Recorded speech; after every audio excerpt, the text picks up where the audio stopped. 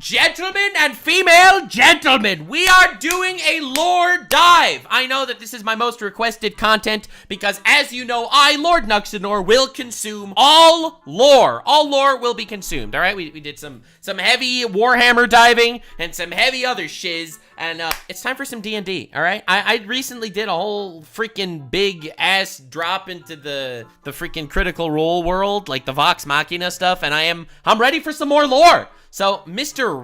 Rex, very nice dude, apparently.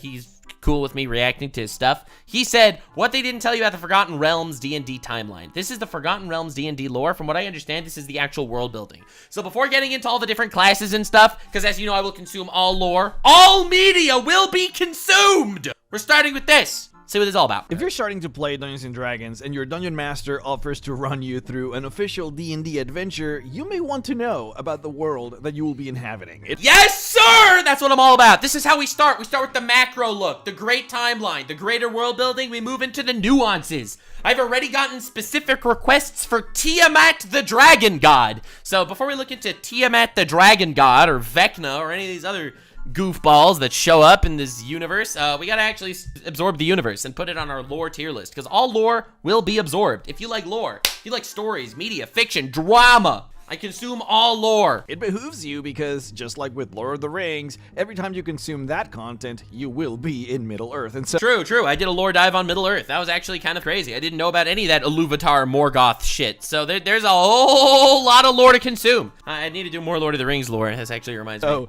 knowing about Middle-earth makes that experience a lot better. Let's go. The very same thing applies to Dungeons & Dragons. Now, of course, your Dungeon Master may choose to run through an adventure set in another different place, but chances are, if you are consuming D&D content, this is the place you want to know. Dude, I'm ready. Wait, so hold on. Oh, Baldur's Gate. Okay, so I know Baldur's Gate's D&D based, but it also takes place in the same Forgotten Realms universe. Because my experience with D&D is very limited. I've never played Baldur's Gate. I did watch one of the D&D movies. I've read a couple of the Forgotten Realms books. I used to play some Magic the Gathering, but like that's my experience with D&D lore. I am very, very blind on all this. Like I'll recognize some names and classes and shit, but that's about it. If you want to play Baldur's Gate 3, if you want to watch the Dungeons & Dragons... That's the one that I watched! The Honor Among Thieves one. I watched it on a plane. It was actually kind of good. I expected it to be dog ass, and it was actually pretty good. Movie Honor Among Thieves. If you want to read many of the popular... That's the one that I read! This one! R.A. Salvador, the Drizzt novel. Oh my god, what the frick? Dragons novels. If you want to purchase and play through most of the official Dungeons & Dragons campaigns... Okay, I don't know what those are. Then you need to know that all of these things are set in one specific world. That's and that crazy. World is called the Forgotten Realms. Wait, this isn't just like a universe like that's with similarities? All this stuff is actually canon to each other? Baldur's Gate and Honor Among Thieves and fucking Drizzt and like all this shit exists in the same world? Oh my god! I'm ready to cook. Let's fucking go. This is insane. Wow, this is a lot bigger than I expected. Today, I'm going to talk about this world, specifically about its timeline. I'm going to cover the most important events that have shaped this land to turn it into what it is today. So that hopefully you can have a better idea as to its grand history and why things are the way they are. Let's go, dude. Today, we're going to cover the beginning of this world's history, all the way until the elves took over, which is... Until the elves took over. Wait, are the elves, like, in charge right now? Like, is a huge chunk of time. However, before we do that, this video is brought to you by Wizards of the Coast and Dungeons & Dragons, who have asked me to let you all know how easy it is to play D&D, even if you have never done so before. In fact, it is now easier than ever. I play a lot with new... Holy shit, maybe I'm gonna start playing D&D. Am I gonna actually get into D&D? Because dude, well, I do lore dives, and whenever the lore, like, really grabs me, I end up venturing further into the fandom. Like, dude, I actually... am probably gonna read the Darth Plagueis book because of my Star Wars lore dives. And I actually have become a massive fan of Warhammer to the degree that I am actually gonna play all the games, probably. Like, these lore dives are changing me. new players, and they're often intimidated about learning all of the rules, picking their race and classes, or just simply getting started. But all it takes is one session for every new player to realize just how easy it is. All you need is the player's handbook. You literally don't need anything else, and you can get it super cheap from Amazon for about 27 bucks. Damn. This little book alone. I thought this would be like something impossible to get into. So here's the thing. Rustage invited me to a bunch of D&D campaigns over the years, and I never actually did any of that because I never had time. I don't know how the fuck I'm gonna do this. Oh god, I will consume all lore though. I'm making it my job. It is my duty. My job is to consume all lore. Subscribe if you like lore. And will take you through countless adventures and will be the greatest investment that you will ever make in your life. Okay, maybe you also need a few dice to play, but that's it. For me and other new players, the biggest hurdle was typically just finding a group to play, but with the advent of virtual tabletops, finding a group has never been easier. At first, I recommend going over to the official Dungeons & Dragons Discord server. They have a system in there where you can very easily apply to join games with others. Plus, you can ask questions in there if you want to learn more about the game, or if you're not sure about where to go. I personally, I love finding new players to play with, and I found half of my current party just using the Discord, so Oh my god, am I actually gonna fucking fall into this rabbit hole? Definitely recommend it. However, my personal favorite way to find a game is honestly Roll20. Roll20 is a virtual tabletop where people, play Dungeons & Dragons online. It's actually one of the many places in which you can do so, but what I like about it to find groups is that it has a really good system for finding them. You go right here to games, and then on the drop-down menu, you go into join a game, and then here you will see immediately dozens and dozens of games currently being played. That's so sick.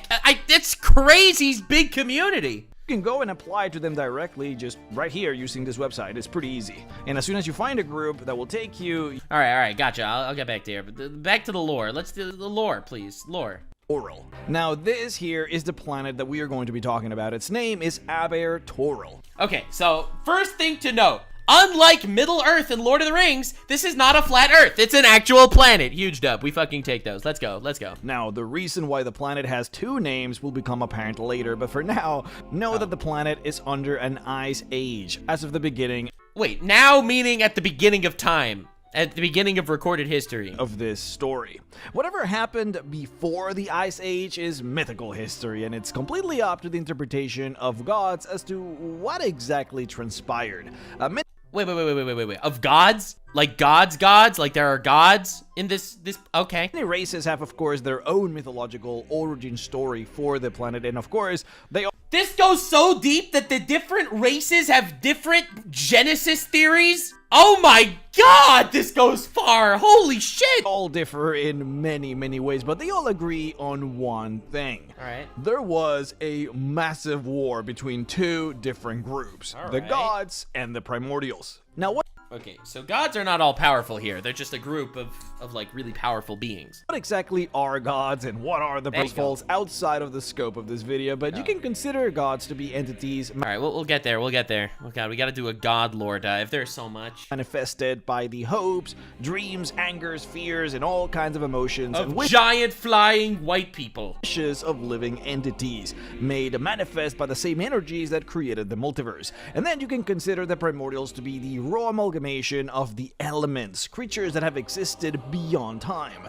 Oh my god, I didn't think this went this far back. I thought it was just about like dwarves and elves and shit. Oh my god. What happens when you put Dude, sometimes when I dive into like a fandom, it just impresses the shit out of me. Like, it really does. Like, Warhammer, I think, was definitely the most impressive. Like, with how far back it went. 60 million year old history. This is crazy. Or elements or power together, and then it grows a sentience. But regardless of whatever transpired during this ancient mythological conflict, the world was now encased in ice, and whatever existed on this planet before this ice was now dead and the Void Century. Long forgotten. When the ice eventually receded, it revealed a single big megacontinent called Mouroboros, which is basically Pangea in our modern world, right? Over time, the first sentient species started to develop in this new continent, and those first species we call the creator races. The creator races. So I suppose they're kind of extinct now. Otherwise, they would be called like the elves or whatever. But these original... Like, that's like the Neanderthal type people, I guess. Of these races, we have the Sarok, which are reptilian and snake-like, the Batrachi, which were amphibian, the Eri, which were avian, the Fae, which we actually don't know much about how they used to be back then. Wait, the Fae is like the Fae dimension in Vox Machina? Like they're like living in a whole alternate reality? And then the humans, which were primitive ape-like creatures. So, mammals, birds, reptiles, and amphibians, and fairies. And these were the original races that kind of evolved into, I guess, the modern races of the D&D universe. The first species to dominate were the Saroks, which were granted tremendous knowledge and power by a mysterious deity called the World Serpent. It is said that by the time— shit! Wait, the World Serpent stems from D&D? No. What? Like, everything takes inspiration from this shit. Okay, wait. The World Serpent. This can't just be D&D. Oh, it's Jormungandr. It's, they take it from, Norse mythology. Okay, the World Serpent. Okay, alright. This god Opposite way, got it. approached them, the Saroks were nothing more than savages in these wild, untamed lands. However, this god offered them the knowledge of magic and how to smith tools and weapons. Shit. And all it asked in return was obedience and many blood sacrifices, which— Alright, well, just, you know, average religion, you know what I'm saying? No, that was a joke. But, okay, so they got dominance because they managed to attach themselves to a god and obtain magic. the Saroks happily obliged. Easy, world, just some blood sacrifices for power and magic? Fuck yeah! Using the knowledge granted by the World Serpent, the Saroks conquered the world and entered the greatest kingdom that this planet will ever see. What do you mean, will ever see? Wait, it never reaches this height again? Even to this day, it is believed that their kingdom literally spanned the entire planet. Holy shit. Now, during the climax of their rise to power, they came up with the idea to consolidate every single bit of learned magical knowledge into one single magical item. They effectively traveled throughout the entire kingdom, which at the time was the whole planet, and grabbed every single bit of magical knowledge, every spell created, every technique for how to craft items, everything that related to magic, and recorded it into a series of magical scrolls. These scrolls would end up becoming the most powerful magical item in the history of the Forgotten Realms. That's insane. So these guys actually ruled the world. They were the superpower. So technically the modern era of D&D is like almost a post-apocalypse for these fuckers. Of course, not as strong as some of the artifacts that may have been created by gods and span the multiverse, but in terms of magical items like— He just says that so casually. Created by mortals here on this planet, these are the most powerful. Okay, so all modern day spells, not magic artifacts, just the basic magic, like informational magic, intellectual magic, all that stems from these snake fuckers. We call these the Nether Scrolls. Now, what makes these scrolls so particularly powerful and effective at teaching magic is that the content of the scrolls appears before you as you attempt to read it, and the content tailors— Oh, that's some Kung Fu Panda shit! —itself to you so that every time you read I am the Dragon Warrior an individual scroll, you will always learn something new, with seemingly no limit to how much information a single scroll may contain. That's such a cool power system. Nether Scrolls. But then through war, civil strife, and perhaps maybe even fate, the scrolls would inevitably be lost as the empire of the Saroks would eventually fail, and its pages would find themselves scattered all across the planet. But why did it fail? Like, how does such a powerful super civilization spanning the entire planet fail? Was it internal strife? Was there some sort of external force? Found by different societies and peoples throughout history. It is believed that the vast majority of all magic cast today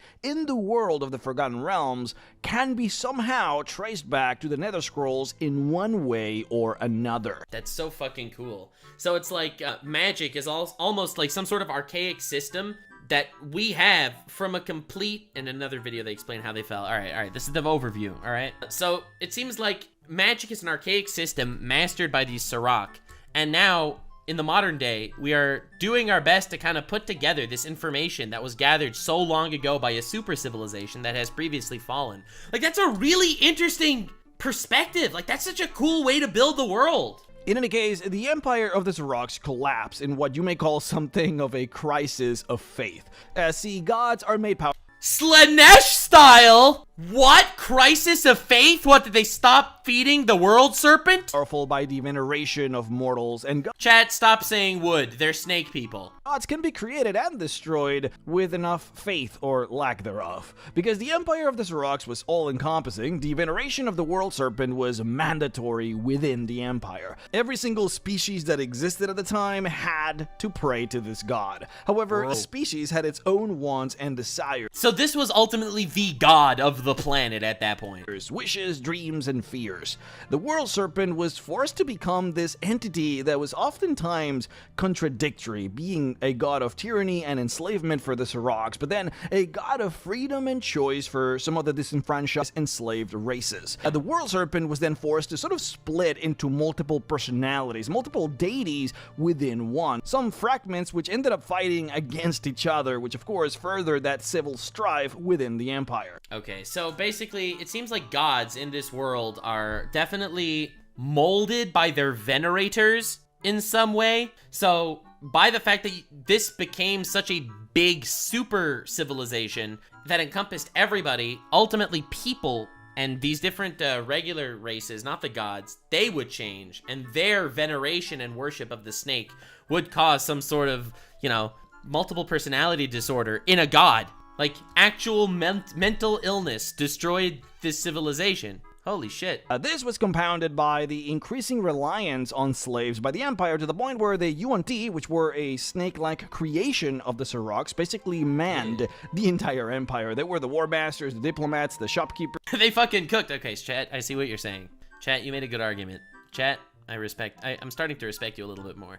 The construction workers, the servants, and the guards. Anything and everything that could be delegated to the Yuan-Ti was delegated to the Yuan-Ti, while the Zoroarks simply lived a life of hedonism until eventually... Bro, this is actual Slaneshian shit! They became so... Dude, this is just the downfall of every civilization. Even if a civilization does maintain complacency in its world, it'll continue to grow and grow and grow and grow in complacency and in comfort, while the oppressed people will continue to get more and more oppressed. The people at the top of the food chain and the dissonance between them and the people at the bottom will always continue to grow. It'll always end in degeneracy and debauchery. And the governing rule class will suffer from like this late stage capitalism, for lack of a better word, and they'll fucking implode at some point. Like, every empire will collapse. Civilization has a time limit. The empire sort of slowly weakened and collapsed into pieces throughout the next set of 1,000 years. And as the Yuan-Ti slowly started taking over these cities as the new masters, the Batrachi started gaining more and more power and slowly became the new overlords of the world. But the power vacuum that the Zoroarks had left began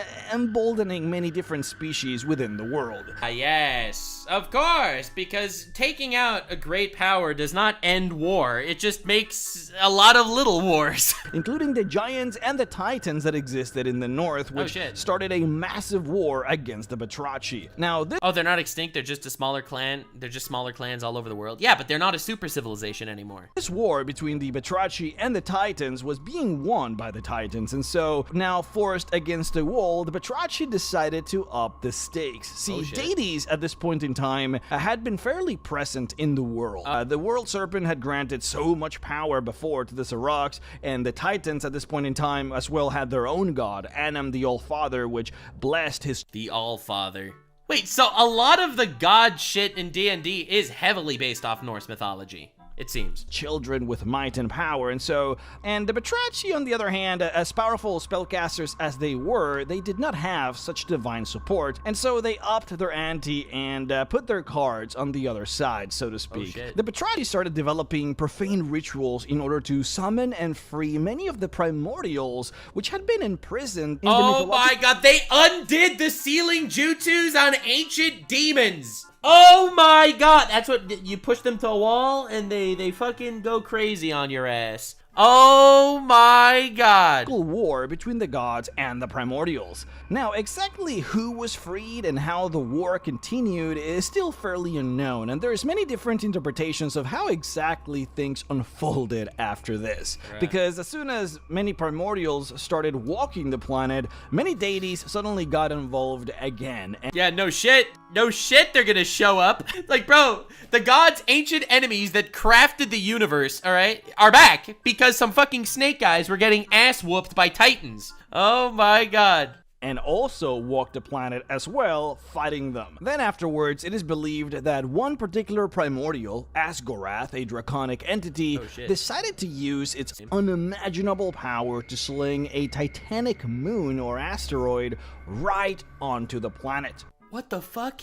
This Asgorath bitch dropped a fucking meteor? Bro thinks he's Madara for real, for real. Whether it did this to end the war or kill some deities or to destroy the planet, it's a bit unclear, but the event is called the Tearfall. When the asteroid fell into the planet, it effectively shattered the land, creating what we now call the Sea of Fallen Stars, which nowadays rests here. Now the result— That's so cool how it changes the landmass! Oh my god, there's so much— I'm starting to goon. I'm starting to goon! The apocalypse that fell upon the world after the Tearfall completely destroyed the Batrachi civilization. Yeah, rip Batrachis. You guys did good for a minute there, but yikes. Many of them were forced to use— You ended up waking up a dragon god that dropped the fucking moon on you. Born to goon, it's over. Their powerful magics to abandon the planet and move towards other astral realities. Some others were forced to live underwater, eventually devolving into many of the amphibian monstrous races that we see today. Oh my god, dude. And this is thousands of years ago. They fucking changed their actual physiology changed and was contorted because they were stuck in these underwater cavernous places. But most of them simply died, and so the Batrachi, as we know them, basically just went extinct. Yeah, so turns out Big Dragon Guy genocided the little guys. Classic. Now, the Forgotten Realms has one entity which we call the Overgod. We really know nothing That's so cool. about this individual other than the fact that he sort of rules over all of the gods and the primordials. He's sort of above all, but he doesn't really act. He behaves as an observer. So this is basically God, right? This Overgod. This is just the God. He's the guy that's actually kind of in charge, all-powerful, doesn't really get involved, as far as we know.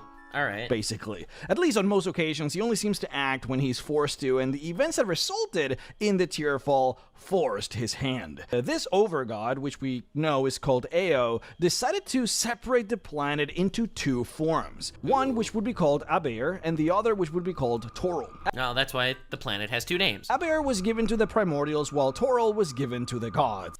Yo, so the gods and the primordials are literally in different geolocations, which is why the world isn't currently in complete shambles, because the Overgod divided them that way. Like, actually just said, okay, all right, you know, and you're sitting you and your brother are fighting in public, and your dad just puts one of you on one side of him, and then he puts the other one on the other side, and he's like, no more fighting! That's what the Overgod did to the gods and the primordials. And so, in this form, the war between the gods and the primordials would now finally cease. Now, the Forgotten Realms focuses almost exclusively on Toril and not on Aber, so we're not really gonna cover Aber at all from now on. Also know that after the Tearfall, so Toril's the one, it's the one with the gods, not the primordials, right? the supercontinent that was Miroboros was sort of split into now multiple continents. Further, the planet was also changed a bit when Ao separated it into two whole beings. Further, there are some events that will transpire later that will also It looks a lot like planet Earth. I don't know. That kind of looks like North America, South America, Europe, Africa, Asia, you know, Australia, right? Kind of shifted. But basically, this is how the planet looks now, and roughly has maintained this shape throughout the rest of its history. Now, there are books that cover most of these locations and continents, but honestly, about 100% of the content that you will be experiencing from Dungeons & Dragons will be set in this continent. So this is not just like a world. This is an insanely massive world. This planet is way bigger than ours. 99% of D&D happens in one continent on half the world.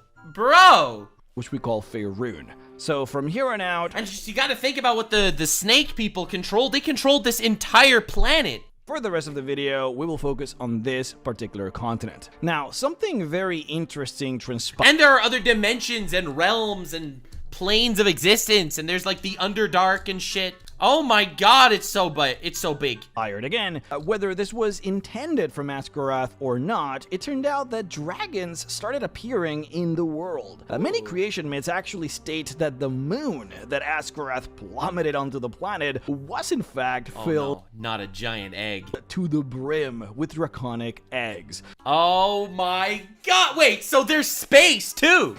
Are there aliens in D&D? I'm sorry, I'm gooning. I'm gooning over the size and breadth and history of this world. Oh my glob. So that's how dragons got introduced. Which detached from the moon and then fell like tiny meteorites all over the planet. And so, from this moment on, dragons would start appearing and, of course, the dragons are aliens. Changing the fate of the world. It would only take 1,000 years or so before all of these dragons would start becoming adult and ancient dragons, powerful enough to shatter any semblance of status quo among the currently existing civilizations. Holy shit, so dragons are not to be trifled with. They are fucking insanely broken in D&D. I mean, we see in Vox Machina how dangerous these fuckers are. D&D were forced to retreat into their cities, losing to the awe-inspiring might of dragons. Similarly, the Aerie would easily fall to the dragons as well, previously being able to resist domination by the other creator races thanks to their ability to fly and build kingdoms in far-fetched locations, but now they could no longer hide, as dragons could fly as well and match them very... These dragons, what the fuck? This one dude drops a meteor, ends a civilization, stops a war, splits the planet, dragons show up, they could fly, they could run, they're strong as balls. Yikes, how are dragons not just completely ruling the Forgotten Realms right now? How are they not just literally the apex predator? Easily in the air. A draconic superiority on the mainland was undisputed, except for one species that stood above the rest. The one species that had stood against the previous master of the world. The Titans and the Giants of the Wait, so the Titans and the Giants were able to fight the dragons, damn. The North. Unlike the UNT and the Aerie, who were puny compared to the dragons, the Titans were actually a match for them, both in oh my god, I didn't know the Titans were this strong. Size and in magical might. At the time, the Titans were at their apex in their kingdom that they called Ostoria, also called the Colossal Kingdom, which did spread quite far in the world. The dragons, of course, also were expanding quite rapidly, building their own cities and kingdoms. And so the inevitable clash between the two groups of... Dude, how do the humans even have any form of power in this world? I don't know. The more I look into this history right now, it just makes me wonder how we got to today. Right? Like, bro, you got fucking halflings walking around and humans and, like, dude, look at this shit. Look at these guys. These are titans fighting dragons. Like, this is not even remotely, like, how did this end up? Wars would come, however, it would last for at least 4,000 to 6,000 years. Oh my god. Before it would reach its conclusion. It was a brutal and bloody conflict. The two titanic races fighting against one another. It was so bad that this hatred that they had for each other would become a generational, almost foundational principle of the two. Bro, so Titans and dragons are just like hugely racist against each other because of a 6,000-year war, and that's just never gonna leave these two races? That these two species would have... That's such a good way to introduce character dynamics, because you always have like these characters that have beef on sight, you know? It's like the, like you always have these characters, it's like, oh, you're from this clan, oh, you're from that clan. But like this actually puts generational hatred into perspective. Like this is canon racism to a T. Against the other. Even to this day, this hatred still runs in their blood. Giants hate dragons, and dragons hate them back. Now, many things happened during this time. See, during the Dragon and Giant War, the other races... Very excited for the Dragon Giant drama is insane, guys. ...of the world finally got a chance to thrive unseen. Frankly, neither dragons nor the giants had any time to invest in subjugating any of the other races. They were frankly too puny and weak for them to work. Let's go! Being puny and weak has finally been a W. Let's go, gamers. Puny and weak gamers, rise up! They didn't give a shit about us! Worry about. The humans at the time were still in their infancy, not really ready to take over the world yet. Yeah. Instead, the ones who would start taking advantage of the spirit of instability were the elves. Ooh. See, we didn't really talk about one of the creator races. We sort of just brushed them aside, but the Fae do have a part to play in this story. See, the story goes that the Fae left the planet quite early on to go to their Fae realm. Onto the Feywild. Let's go, baby! So the Feywild, from my understanding, was another dimension, right? It's on the same planet, sort of. It's just in another dimension, like another plane of existence. And they've kind of been just doing their own thing there. This transitory adjacent realm that existed perpendicular to a planetary echo, if you will. Dude, it's so crazy to think that, like, dude, this planet is so big. It's such a big planet with multiple continents split in half. There are parts ruled by gods, part ruled by primordials, and instead of just being like, oh, they lived in another country, they're like, oh, they lived in an alternate dimension. Let's just add a whole level of depth to this world that you didn't even know existed. It makes sense that all the D&D campaigns happen in here because there's literally so much. It's so big.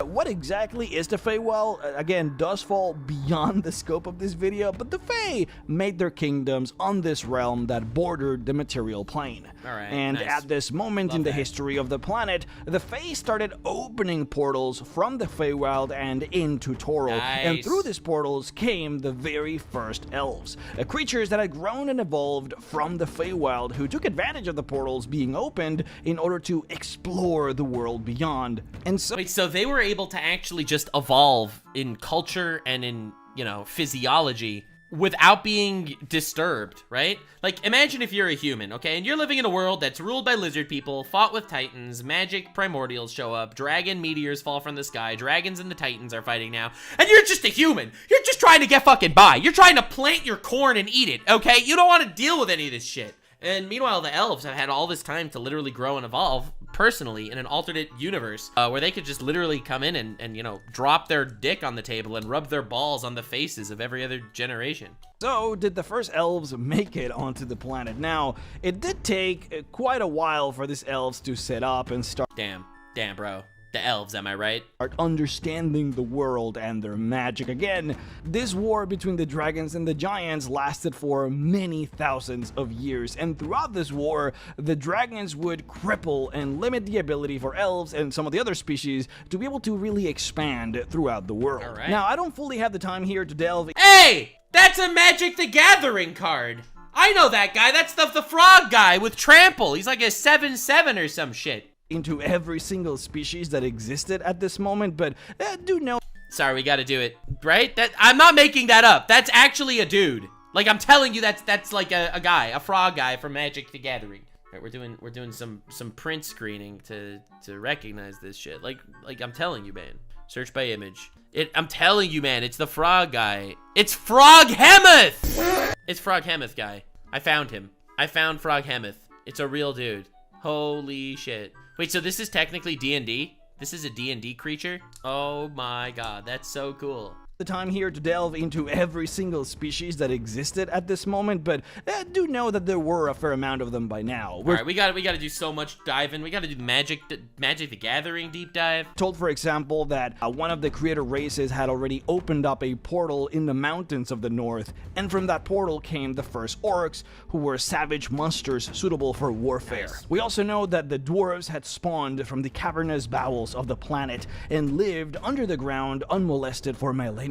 Holy shit, there's so much. Holy shit, there's so much. Oh my god, there's so much. I can't believe it. We also had creatures like Nagas who were created by the UNT. We had halflings who always existed in the shadows of other races and never really accomplished anything grand. And of course, we have goblinoids and ogres and the like. But all in all... Okay, so there's basically every single fantasy creature in existence is a race that exists in D&D. The dragons proved quite... And they probably all have their own history and backstories and shit. It's superior to everyone else, including the Titans. But but they suffered from a massive rupture within their ranks, as unlike the unified deific pantheons of the giants, the gods of the dragons were split. This can happen when the gods that form a religious pantheon have no obvious true leader, but instead are a collection of powerful but equal gods. So is that how the dragons fall? The same way the snake people fall? Because they eventually have too many god deities fighting in their own heads? See, Anam, the All-Father, is the undisputed leader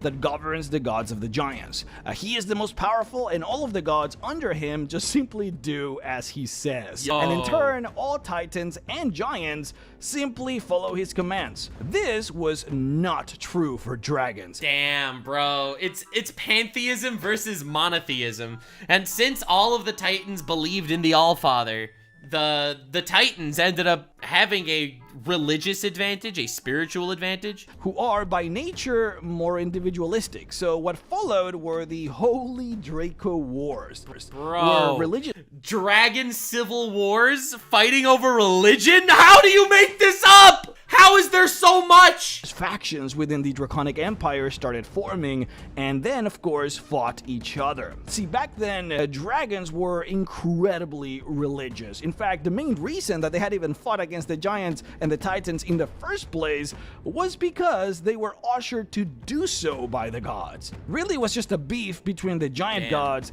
and the dragon gods that forced both groups to fight. Now, some of these religious... Classic religious wars, am I right, guys? Dragon racism is wild. Dragon racism goes crazy. This were centered around what exactly was Askarath, and what exactly did Askarath want for the dragons. Other fights started because the new dragon gods were being spawned, and the younger generations of dragons were... Bro, did they rip that giant dragon's head off? That's scary. Venerating them, while the older generations were sticking to the ancient gods.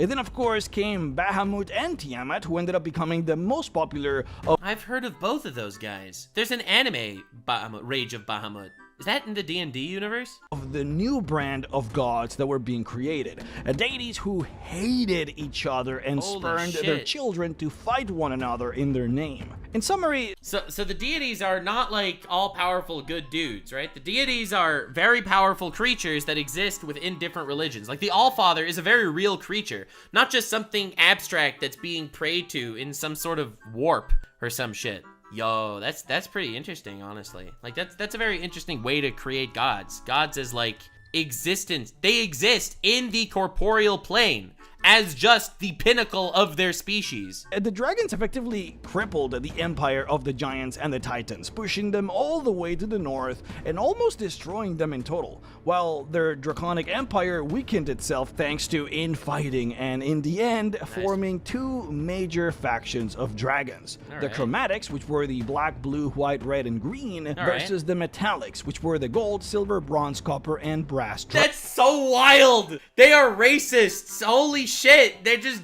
judge each other by their skin color. The chromatics and the metallics. The regular colors versus the metallic looking guys. That's crazy! So originally it was like a whole bunch of different races fighting each other, and then they're like, nah, bro. Our hatred for you is more than our hatred for our brothers. Dragons. Eventually they did realize that religious fervor had caused their empire to crumble, and they did abandon their gods, but by that point, the empire had grown weak enough for the elves to strike. Oh shit, dude. And that infighting among the dragons, who I guess they felt like they were too big to fail, right? They felt like they were just too strong.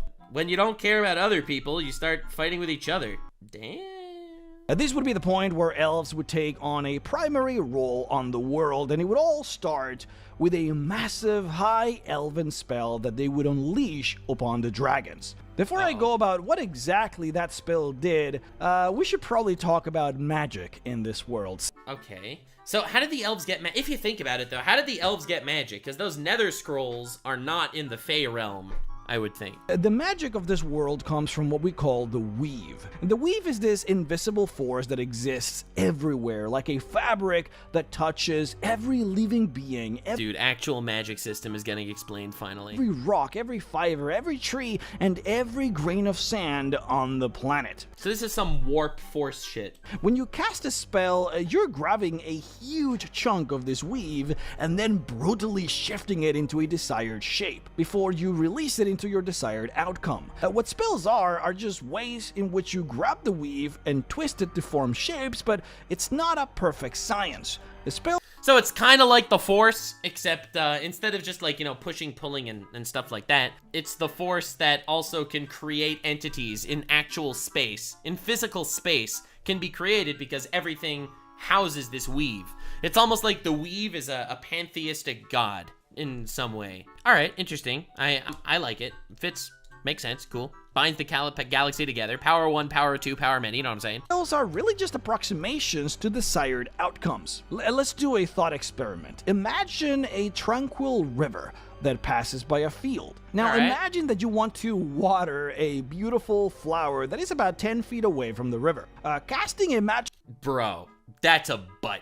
That is a, that's a whole ass. That is a whole ass coming out of that river. Spell would be like grabbing a big chunk of water with your fist and then walking over to the flower and dropping the water on top of it. Doing it in this way is kind of crude. It's wasteful. Much of the water would seep out from your fists as you would try and grab it, and then some of it would also fall into the ground on your way to the flower. Okay. And then when you drop the water into the flower, it would drop in this kind of random shape and form, and it might damage the flower on the impact if you do drop too much water. However, doing it like this is fast, it's convenient, it's easy. Anyone can... Ah, shit. So there are two ways to utilize magic. There's the much more pinpoint accurate, difficult way, which is the most, you know, beneficial, and there's the easy, fast version, a sloppy way. Do it. And this is how everyone has been casting magic up until now. The elves come from a different place, a place where abusing nature, abusing the world, and abusing magic is kinda frowned upon, especially so because in the Feywild, well, you could consider sometimes the land itself to be alive. But regardless, the elves were a lot more delicate with their magic. They were a lot more refined with their magic. And so... Dude, this was such a good fucking analogy. Oh my god, this was literally such a good analogy. With the help of their god, Corellon Larethian, they devised a different way to cast magic. Alright. Elvish high magic. This type of magic is extremely complicated. It's basically ritual magic. It takes a very, very long time to cast, oftentimes requires multiple casters working together at the same time, and that's only after many, many years of preparation. Some Elvish high magics require centuries to learn. This is why other races never really managed to learn this type of magic. Yeah, because these elves live for 1,000 years! They're 1,000-year-olds that have practiced this shit, and they have become precise fucking magic surgeons, respecting the magic and not just crudely using it. It just takes so long to learn and requires a cohesive group of casters. Dude, honestly, this does such a good way to explain how the elves were able to take dominance, right? If you think about it, the humans who do not have this longevity, like, and have always been these little guys underfoot of these titans and these dragons and these wars and these fighting, the elves have literally, like a fucking cult, existed in this Fey realm, evolving, learning, studying, perfecting their craft, living for thousands of years, and it goes to show how they actually did approach dominance in this world. All working together. Like, did the shadow government here. Symbiotically to be able to be used. Now, let's go back to our river example. Whereas casting normal spells would be the equivalent of grabbing water from the river with your own fists, Elvish high magic would be the equivalent of, say, carefully digging a small trench that leads the water from the river directly towards the flower. Damn. You know, it takes a long time to do. But it's irrigation. That's the difference. Instead of just grabbing a handful of water, you actually irrigate the field. It takes a while, but it's so much more precise and effective. There's a lot of effort, might require a lot of help, and if you don't finish it, it was all wasted. You don't accomplish anything after all if the trench doesn't actually get to the flower. But it's permanent. You don't have to water the flower anymore, it's done. Forever. Damn. Further, if someone wanted to undo this effect, it would be really hard. you would have to start filling up the trench with more dirt. But that might leave patches of magic stranded in ponds. Also, there is a chance of Dude, this is such a crazy analogy to explain this. Yo, it's so complex and it fits so well with each other. Like, it makes sense. It goes to show how the elves mastered this shit. Catastrophic consequences. The water might completely drown the flower. The locations where you dug up the trench are basically unusable now. And if you reroute the river water too much, you might dry out certain locations on the river, creating untold chaos. All in all, Elvish High Magic is unbelievably potent and can accomplish things that people could only dream of, but it's very dangerous and can harm the world in a permanent way. Yikes. So the elves are kind of fucked up in their own way, I guess. Like, yo, that's a really scary concept, right? Like, because they don't know exactly how they'll fuck up the world.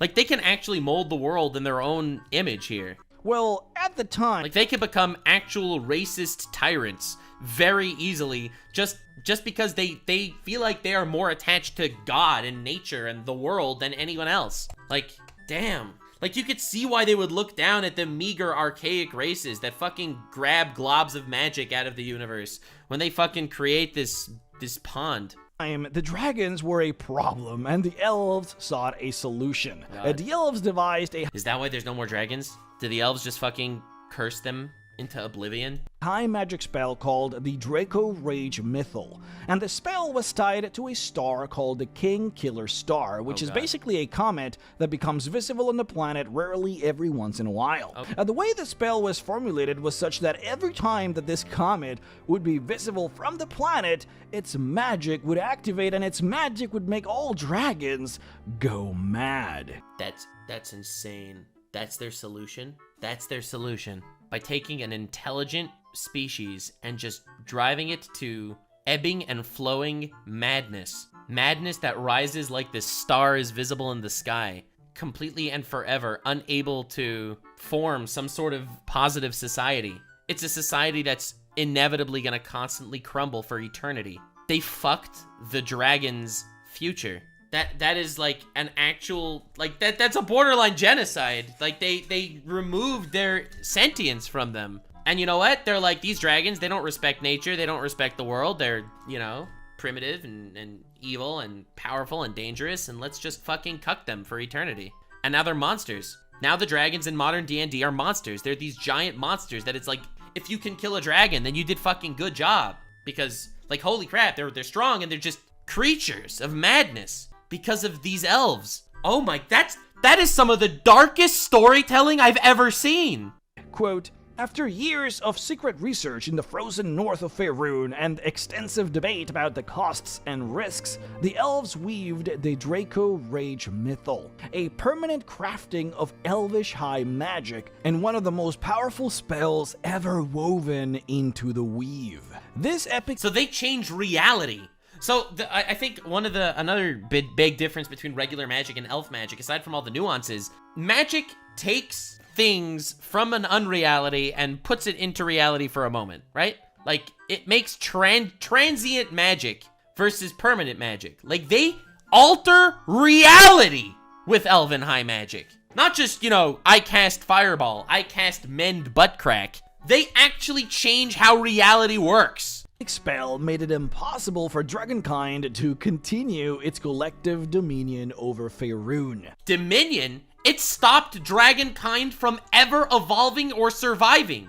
This is insane. The Draco Rage Mythal caused all dragons, including those of type dragon and creatures with the dragon blood subtype, to become reckless and run amok across their lands, slaughtering their young and vassals and destroying all in their wake. But it also gave the fair folk the opportunity to break... Okay, bro, this is just an image from Name of the Wind. Great book, has nothing to do with D&D. ...free of dragon rule, marking the denouement of the reign of dragons. As a result of this ancient curse, dragons have periodically gone berserk, rampaging across the realms. It's tragic.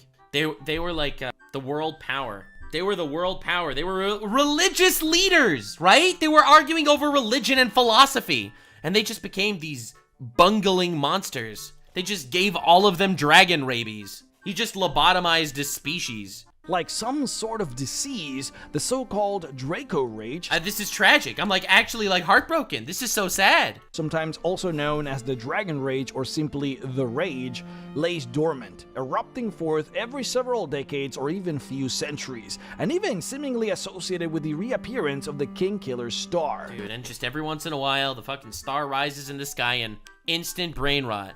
Actually a bright red comet that winks like a baleful eye, to infect dragons for several 10 days at a time. And this is, in some ways, one of the cruelest curses that has ever been wrought in the history of this planet. And from this moment, from the moment that this Draco... Dude, don't fuck with the elves. Do not fuck with the elves. What do you even do? They just sit in their freaking Fey realm crafting some sort of insane bullshit spell for 1,000 years and just show up and cuck you and all your descendants? Like, this is insane.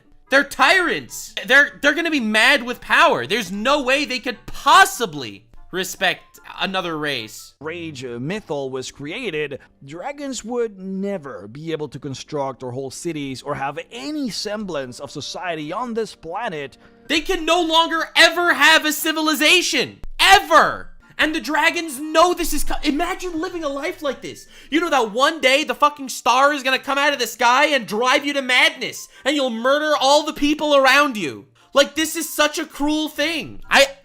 Wow! Ever again. Because every single time that this star would show up in the night sky, dragons would be driven onto madness to devour their very own children. Oh my god, dude.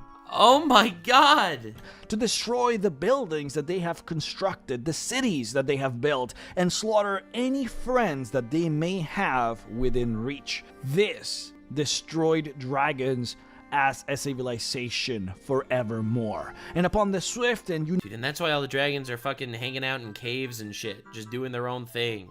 Because, like, what, they're gonna make friends that they're just gonna murder in their haze of madness if the star comes out? Oh my god, that's brutal. Universal destruction of their civilization, the elves they took over the world, rose up to claim the land for themselves. This epoch in time now we call the First Flowering, which was essentially the spreading and the domination of elves across the land. Insane. Many enormous kingdoms were made by all of the very different kinds of elves that existed at this moment, from the green elves to the sun elves, the dark elves, and moon elves. Oh, so the dark elves also came from this Fey realm at this time, and I guess they just populated the Underdark instead of populating the the regular world. And then we would have the Crown Wars, which were the resulting battles and the wars between the elves. So, ladies and gentlemen, you know what'll fuck with the elves the most? Elves! They can't fucking weave anti-elf shit into the sky. Now, this whole period is very So every elf is from this Fey realm. After they wiped out the dragons, they literally took over the world because they were the superior fighting force, because the entire world was ravaged by these dragons, and there was a power vacuum. So the elves show up, they fuck over everyone, they take over the world, and then, because there's so many of them, they all fight and have these internal conflicts with each other. Oh my god. Longer than the rest, actually. To put it into perspective, our story started in minus 35,000 DR when the Ice Age ended. A DR is kind of like the Jesus moment of history, where modern civilizations started using that moment in time to start counting years forward. I will explain, of course, what that moment is once we get to year 0. But basically, everything that we have talked about so far lasted about 9,000 years.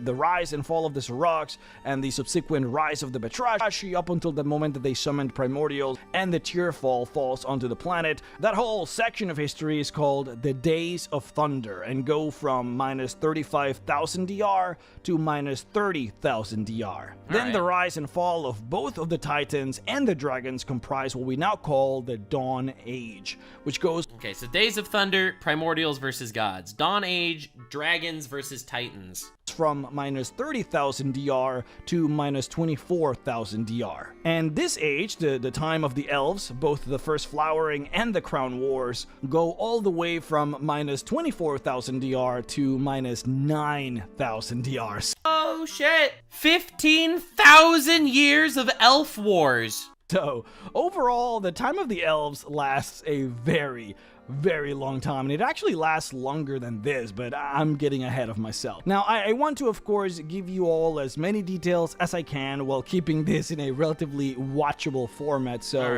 what I'm going to do is I will separate this into multiple videos. We're gonna end it here, but stay tuned for the next part where we will cover the famous Crown Wars, and you will get to see what exactly happened that made the Dark Elves be cursed into becoming the Drow. Oh shit, there's so much more! And of course, what happened after, including the rise of the humans. Alright, we gotta keep going. Wait, so this wasn't even the full timeline. This was just over, like, the course of 10,000 years. Before even the modern era. Alright, well, anyway, that was Mr. Rex. That was an insanely good video. So, this is a playlist. I guess this playlist is the entire history of the D&D world. So, we just watched the first one, The Forgotten Realms. So, the next one is the rise and fall of the elves, then the half-elves, and then more half-elves, and then dwarves, and then the Netheril. I don't know what that is. Then the humans. There's so much! Anyway, 10,000 likes, and we will do the next one. We'll do the elves. All right, 10,000 likes for elves. Thank you so much for being here. I appreciate you guys. We're doing the full D&D lore dive,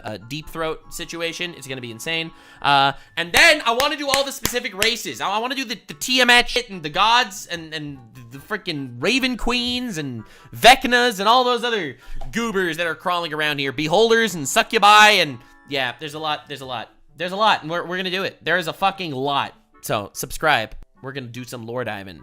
Stay weird, fam. Like, subscribe, and this video was streamed live on kick.com/Nuxanor. See you there. Stay weird, fam.